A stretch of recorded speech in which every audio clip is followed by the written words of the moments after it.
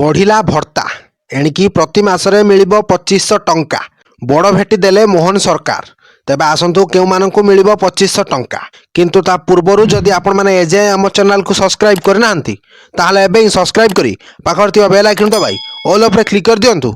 मोहन सरकारंको बड़ भेटी गोटे दिन में दुईटी बड़ घोषणा कले मुख्यमंत्री मोहन माझी। प्रथमे सुभद्रा टंका महिला खाता को पठाई बेले एबे आउ एक बड़ घोषणा करिसेंती। तेबे समस्त ग्रामरक्षी मासिक भत्ता राशि वृद्धि करा जायछि। तेणु राज्य सरकार ग्रामांचल में शांति श्रृंखला रक्षा एवं अपराध प्रतिरोध में लागितिबा ग्रामरक्षी गुरुत्वपूर्ण घोषणा करिसेंती।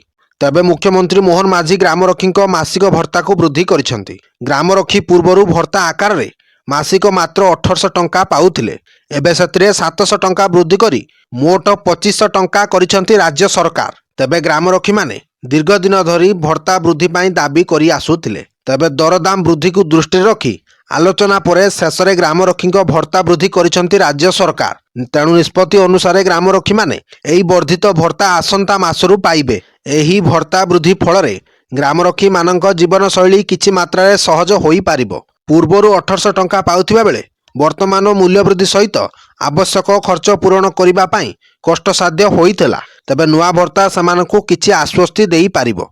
Bureau report Odisha news.